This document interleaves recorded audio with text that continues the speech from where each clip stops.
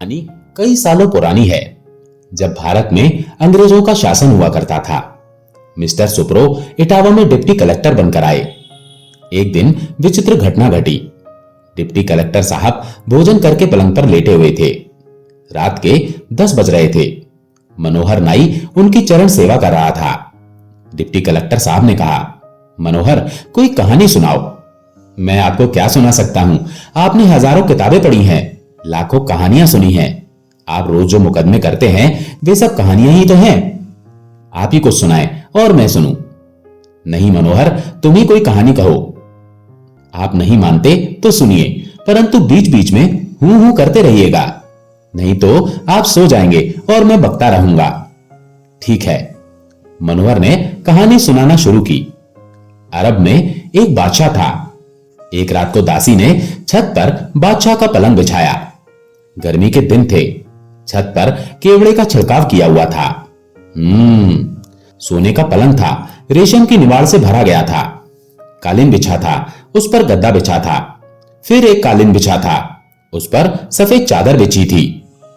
आमने सामने अगल बगल 4 तकिए रखे हुए थे और फूलों से सेज सजाकर दासी उस पलंग की शोभा को एकटक देख रही थी। दासी के मन में विचार आया कि 5 मिनट इस पलंग पर लेट लेना चाहिए, मैं भी तो देखूं कि कैसा लगता है। मन होता है शैतान। दासी बादशाह के पलंग पर लेट गई। अच्छा फिर? दासी थी बेचारी दिन भर की थकी मांदी। ऊपर से लगी ठंडी हवा, नीचे से उठी फूलों की महक। 3 मिनट भी नहीं बीते, दासी ठप से सो गई। अरे फिर क्या हुआ? शामत आ गई होगी। 1 घंटे के बाद भोजन करके बादशाह सलामत आराम करने के लिए आए। पूरन मासी की चांदनी थी। बादशाह ने तुरंत जान लिया कि पलंग पर दासी सो रही है। ओह, ये तो गजब हो गया। बादशाह ने दासी को जगाया। जमीन पर खड़ी होकर मारे डर के दासी थर थर कांपने लगी। हाथ जोड़कर पैर पकड़ लिए और फूट फूट कर रोने लगी। बादशाह ने कहा, इस कसूर की बिल्कुल भी माफी नहीं हो सकती, इसकी सजा दी जाएगी। अच्छा फिर क्या हुआ? बादशाह ने बेगम साहिबा को बुलाया और सारा माजरा कह सुनाया। इसके बाद बादशाह ने बेगम से कहा कि आप ही इस दासी की सजा तय कीजिए, क्योंकि इसने आपका ही विशेष अपराध किया है। बेगम साहिबा ने कहा कि इसने 60 मिनट पलंग पर बिताए हैं, इसीलिए 60 कोड़े की सजा दी जाएगी। बहुत सख्त सजा दे दी। हाँ साहब, रुतबा पाकर आदमी कसाई हो जाता है। हाँ, आगे बताओ फिर क्या हुआ? सजा सुनकर बादशाह के भी होश उड़ गए। बादशाह ने सोचा कि अगर किसी आदमी ने कोड़े लगाए तो ये दासी मर जाएगी। तब तक बेगम साहिबा ने खुद ही कहा कि कोड़े मैं ही लगाऊंगी। खूंटे से चमड़े का कोड़ा उतारकर बेगम साहिबा ने 4-5 हाथ करारे जमा दिए। बेचारी दासी रोती हुई गिर पड़ी। उसके बाद बेगम साहिबा थक गईं। औरत की जात मुलायम होती है ना साहब। बादशाह 1 2 3 4 5 कहकर गिनती गिनने लगा। 30 कोड़े तक दासी जोर जोर से रोती रही, परंतु उसके बाद दासी की मति पलट गई। 30 से 60 तक दासी खूब हंसती रही। सो क्यों? धीरज रखिए साहब, सब बातें अपने आप खुलती जाएंगी। अच्छा आगे कहो। सजा समाप्त होने पर बादशाह ने दासी से पूछा कि तू पहले रोई क्यों और बाद में हंसी क्यों? दासी ने कहा कि चोट के कारण मैं रोई थी, परंतु जब समझ में आया कि मैंने 1 घंटा पलंग पर बिताया तो 60 कोड़े लगे और बादशाह सलामत रात भर सोते हैं, सो इनकी ना मालूम क्या दशा होगी। पलंग की सजा से बेगम साहिबा भी नहीं बच पाएंगी। आप दोनों पर अनगिनत कोड़े पड़ेंगे। इसीलिए यह सोचकर मैं हंसी कि सजा देने वाले को अपनी सजा की खबर ही नहीं है। जिस तरह से पलंग पर मुझे सोते देखकर आप क्रोधित हो उठे, उसी तरह आपको पलंग पर सोता देखकर ईश्वर गुस्सा होता होगा। मेरे हंसने का यही कारण है। इतना सुनते ही बादशाह की बुद्धि पलट गई। बादशाह ने मुकुट फेंक दिया, राशि वस्त्र फेंक दिए और जूते फेंक कर फकीरी कपड़े पहन लिए। रामचंद्र जी दिन में वन की ओर गए थे। बादशाह सलामत ठीक आधी रात को वन में चले गए। वाह वाह, द ड्यूटी इज ब्यूटी। अंग्रेजी में मुझे गाली देने लगे। नहीं मनोहर, तुमने बहुत अच्छा किस्सा कहा, किंतु अब हमको भी इस पलंग से उतरना चाहिए। Duty is beauty. इतना कहकर डिप्टी कलेक्टर साहब उतरे और जमीन पर कंबल बिछाकर लेट गए। शहर भर में खबर फैल गई कि डिप्टी कलेक्टर साहब अपनी नौकरी को लात मारकर फकीर हो गए हैं। अपने ही बंगले के द्वार पर इमली के पेड़ के नीचे एक कंबल पर डिप्टी कलेक्टर साहब फकीरी वेश में बैठे हैं।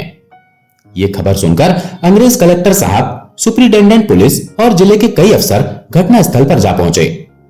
अंग्रेज कलेक्टर साहब ने कहा, वेल मिस्टर सुप्रो, तुमको क्या हो गया? तुम कलेक्ट्री के वास्ते नामजद हो गया। तुमने ये इस्तीफा क्यों दिया? हम तुम्हारा इस्तीफा मंजूर नहीं मांगता। सुप्रो जी बोले, अभी तक सरकार की नौकरी की है, अब मालिक की नौकरी करूंगा। अंग्रेज कलेक्टर साहब ने पूछा, पिकीरी करेगा? पिकीरी 24 घंटे में तुम 5 घंटा सरकारी काम करो, बाकी वक्त पिकीरी करो। तुम भी राम राम करना, हम भी राम राम करेगा। सुप्रो जी बोले, सजा देने वाला नहीं जानता कि उसके लिए क्या सजा मुकर्रर की गई है। इस बात ने मेरा कलेजा काट दिया। साथ में आए हुए एक दूसरे अफसर ने कलेक्टर साहब से कहा, हुजूर, ज्ञान की बात कृपाण की धारा, यानी तलवार की तरह बात भी काट करती है। मेरा मंझला भाई जिला बांदा में तहसीलदार था। एक रोज उसने देखा कि एक काले सांप ने मेंढक को पकड़ा और निगल गया। भाई ने सोचा कि इसी तरह एक दिन मौत का सांप मुझ मेंढक को भी गटक जाएगा। उसी वक्त वो साधु हो गया। आज तक उसका पता नहीं कि वो कहां पर है। तभी अंग्रेज कलेक्टर ने फिर कहा, मिस्टर सुप्रो, अगर मेरी बात पर तुम नजर नहीं डालता तो ना सही, वो देखो तुम्हारी खूबसूरत पत्नी और तुम्हारा बच्चा। तुम्हारे बिना तुम्हारा मेम साहब का क्या हाल होगा? तुम्हारा बच्चा कैसे तालीम पाएगा?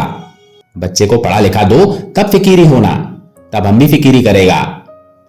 नहीं हजूर, भूखी प्यासी थकी मांदी पब्लिक का पैसा वेतन के रूप में लेकर मैंने जो पलंगबाजी की है, उसकी सजा मुझे जरूर मिलेगी। अब मैं किसी दूसरे का इंसाफ नहीं करूंगा, खुद अपना इंसाफ करूंगा। जो अपना इंसाफ नहीं करता वो दूसरों का क्या इंसाफ करेगा? सबने समझाया पर सब बेकार।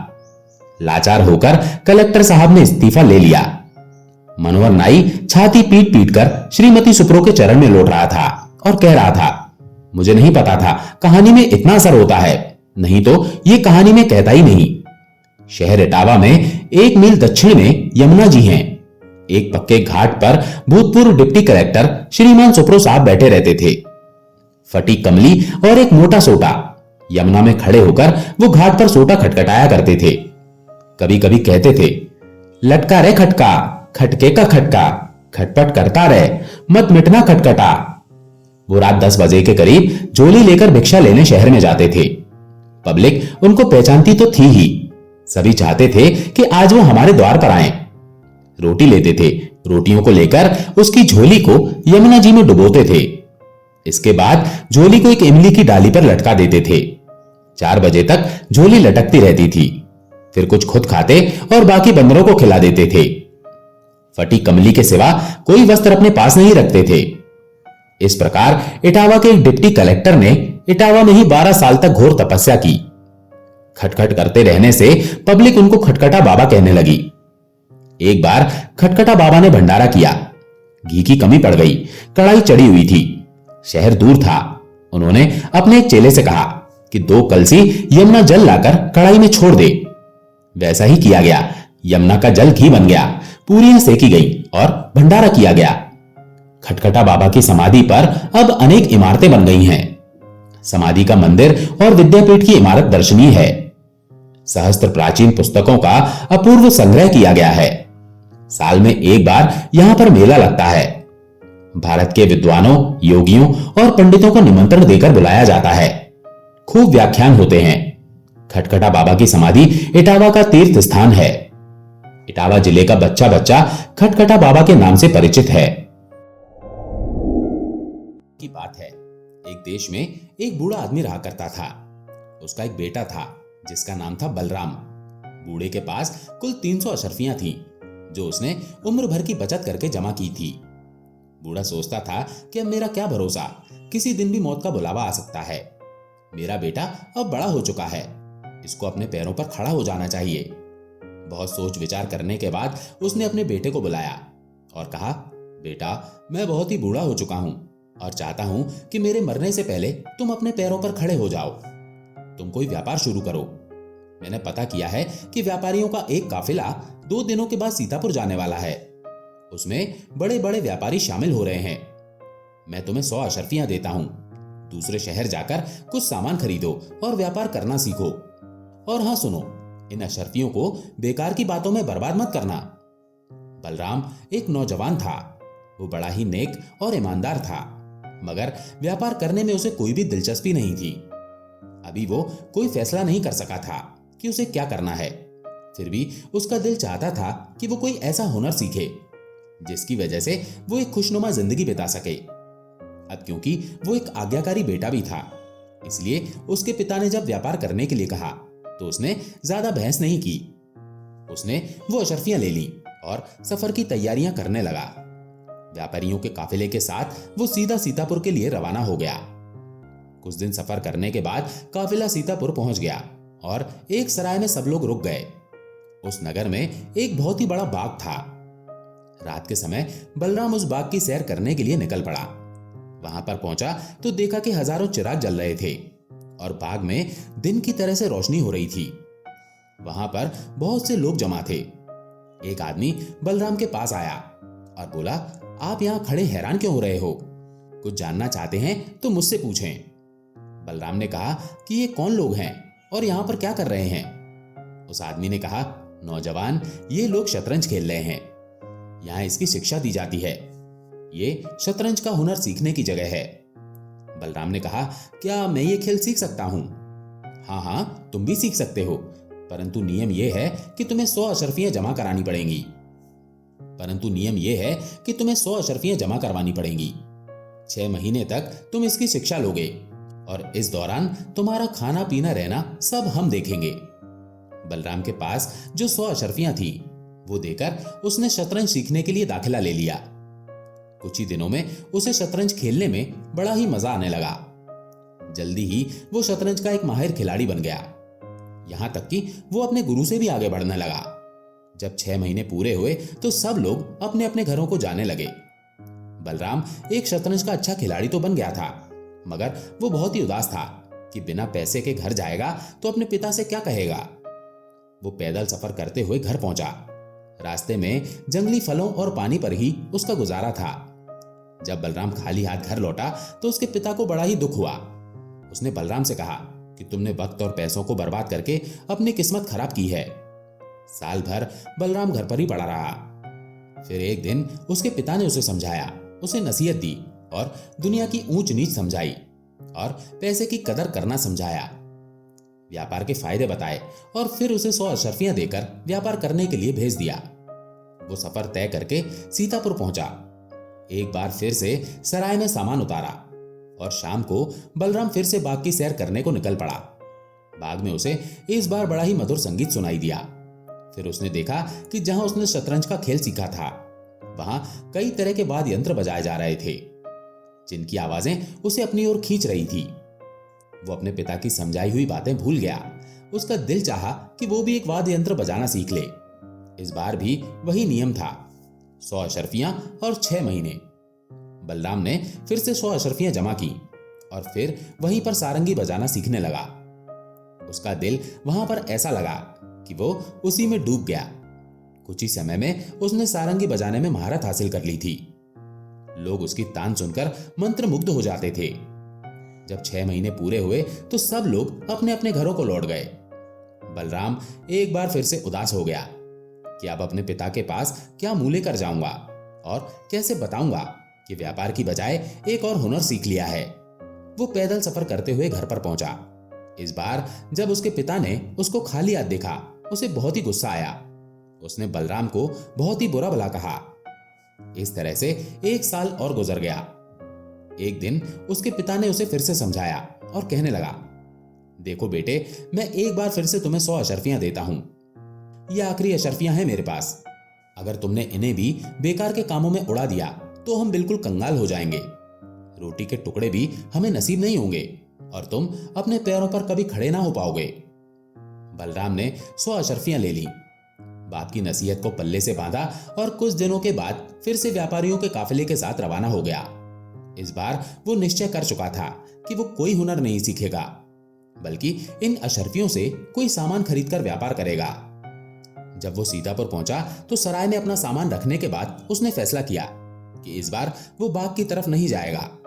शाम को जब वो टहलने निकला और बाग के करीब से गुजरा तो सोचने लगा कि एक बार देखने में क्या हर्ज है। अगले ही पल वो बाग के अंदर था। उसने देखा कि जहां उसने शतरंज और सारंगी बजाना सीखा था वहां कुछ नौजवान शिक्षा ले रहे थे। वो पढ़ाई लिखाई कर रहे थे। लिखने पढ़ने की इच्छा ने बलराम के दिल को बेचैन कर दिया। फिर उसने 100 अशर्फियां दी, दाखिला लिया और पहले की ही तरह मेहनत और दिलचस्पी से अपनी शिक्षा ग्रहण करने लगा। शिक्षा पूरी हुई तो बलराम ने पढ़ना लिखना सीख लिया था, लेकिन इस बार उसमें खाली हाथ वापस लौटने और बूढ़े बाप को अपनी शक्ल दिखाने की हिम्मत नहीं थी।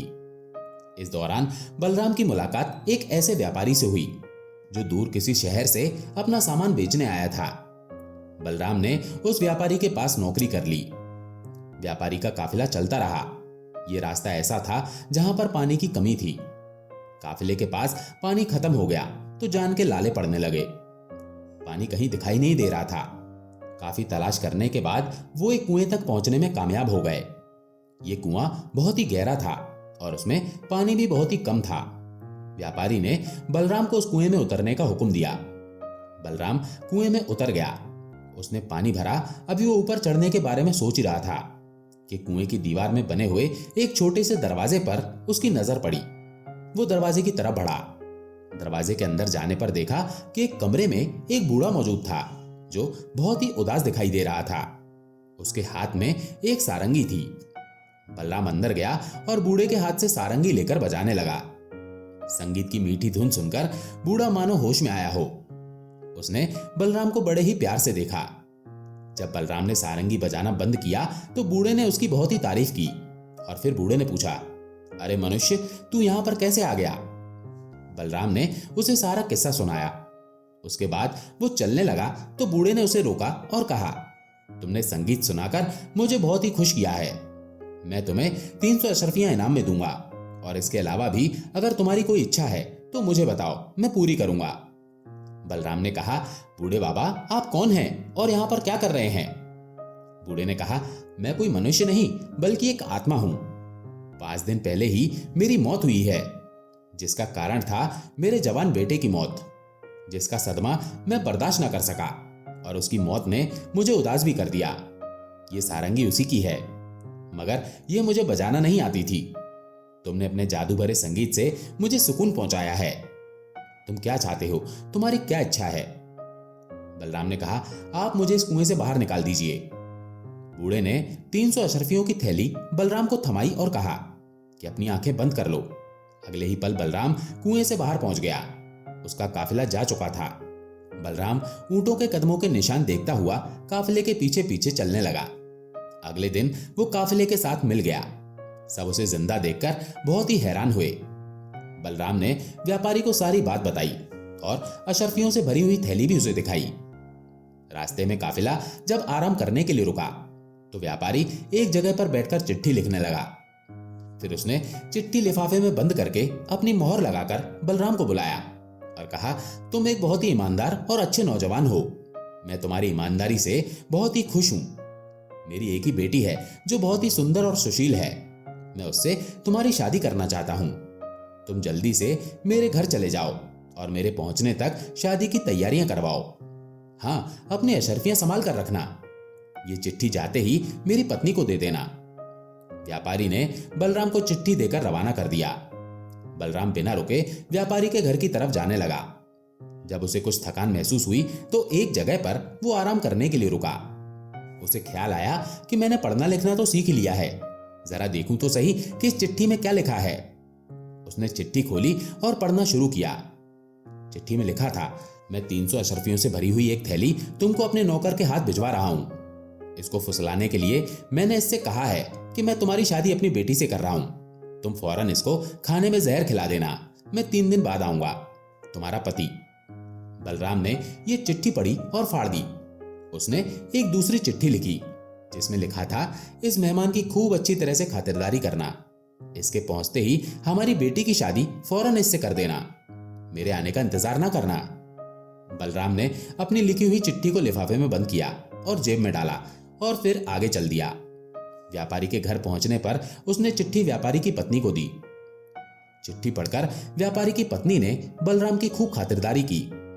दूसरे दिन बड़े ही धूमधाम से अपनी बेटी की शादी बलराम से कर दी। तीसरे दिन बलराम अपनी पत्नी को लेकर घोड़े पर सवार होकर वहां से चला गया।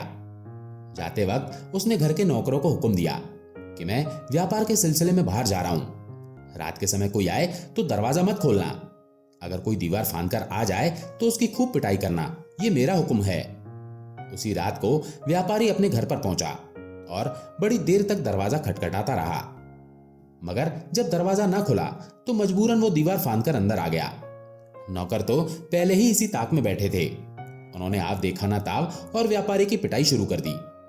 लेकिन जब उन्होंने व्यापारी की चीख पुकार सुनी तब रुक गए। व्यापारी बेचारा बेहोश हो गया था। जब उसे होश आया तो पत्नी से पूछा कि कोई मेरी चिट्ठी लेकर आया था, तुमने उसके साथ क्या किया?